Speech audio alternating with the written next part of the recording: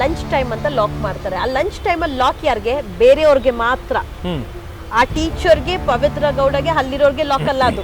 ಮೀಡಿಯಾಗಳಲ್ಲಿ ಕೊಡ್ತಾ ಇರ್ತಾರಲ್ಲ, ಅಯ್ಯೋ ಪವಿತ್ರ ಗೌಡ ಊಟಕ್ಕೋಸ್ಕರ ಅಲಿತಾ ಇದಾರೆ, ಬೇಕರಿ ಬರುತ್ತೆ, ಏನ್ ಬೇಕೋ ತಿನ್ಬೋದು, ಎಲ್ಲ ಡಬಲ್ ಪ್ರೈಸ್.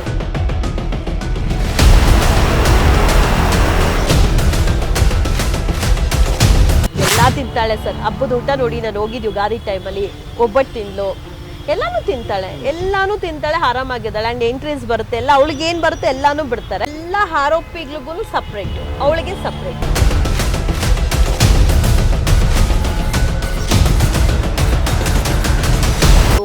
ಲಂಚ್ ಟೈಮ್ ಅಂತ ಲಾಕ್ ಮಾಡ್ತಾರೆ. ಆ ಲಂಚ್ ಟೈಮಲ್ಲಿ ಲಾಕ್ ಯಾರಿಗೆ? ಬೇರೆಯವ್ರಿಗೆ ಮಾತ್ರ.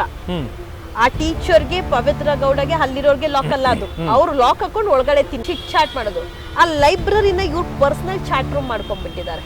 ಬರೀ ಇದೆ, ಬೆಳಿಗ್ಗೆಯಿಂದ ಸಂಜೆವರೆಗೂ ಇವ್ರ ಟಾಪಿಕ್ಸ್ ಅಲ್ಲಿ ನಡೀತಾ ಇರುತ್ತೆ. ಲೈಬ್ರರಿ ಏನಕ್ಕೆ?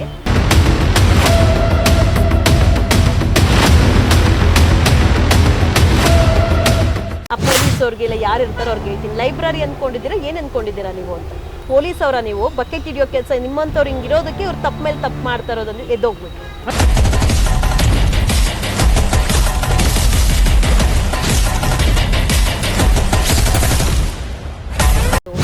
ನಾವೇನಾದ್ರೂ ಮಾಡಿದ್ರೆ ಇಮಿಡಿಯೇಟ್ ಪೇಪರ್ ಬರುತ್ತೆ, ನ್ಯೂಸ್ ಬರುತ್ತೆ.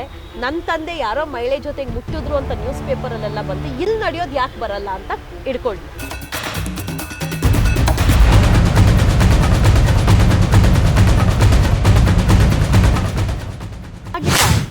ದರ್ಶನ್ ಅವ್ರು ತೀರಾ ಕುಗ್ಗೋಗಿದ್ದಾರೆ.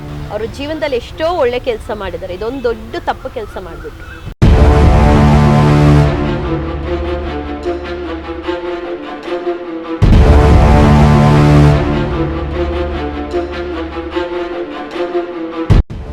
ಹೆಂಗಿದ್ದಿದ್ದು ಹೀರೋ, ಇವಳು ಹೇಳ್ತಾಳಲ್ಲ, ಅವ್ರಿಗೆ ಬೇಲಾಗೋರ್ಗು ನಾನು ಹೋಗಲ್ಲ, ಅವರು ಒಳಗೆ ಇದ್ದಾರೆ, ನಾನು ಒಳಗೆ ಇದ್ದೀನಿ. ಹೊರಗಡೆ ಇದ್ದಿಂದ ನಾನು ಯೋಚನೆ ಮಾಡ್ಬೇಕಾಯ್ತು. ಹೊರಗಡೆ ತಾನೇ ಇರೋದು, ಒಳಗಡೆ ಇಲ್ಲೇ ಇದ್ದಾರಲ್ಲ, ನಾನು ಯಾಕೆ ಯೋಚನೆ ಮಾಡ್ಲಿ?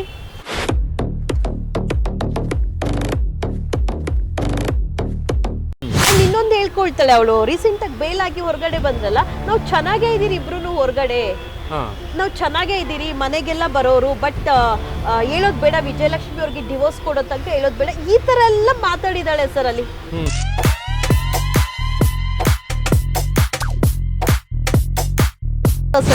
ದರ್ಶನ್ ಅವ್ರದ್ದು ಆನಿವರ್ಸರಿ ಇದ್ದಿದ್ದ ಸಮಯದಲ್ಲಿ ಪೇಪರಲ್ಲಿ ನಿರಂತರವಾಗಿ ಬರ್ತಾ ಇತ್ತು, ನ್ಯೂಸ್ ಪೇಪರಲ್ಲಿ ವಿಜಯ್ ಅವರು ಕೇಳಿದ್ದಾರೆ ಪರ್ಮಿಷನ್ ನೇರ ಭೇಟಿಗೆ, ಅವರು ಬರ್ದಿದ್ದಾರೆ ಅಂತ.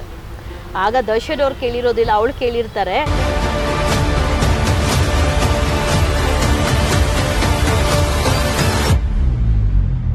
ವಿಜಯಲಕ್ಷ್ಮಿ ಕಂಡ್ರೆ ಆಗಲ್ಲ ಪವಿತ್ರ ಗೌಡಂಗೆ?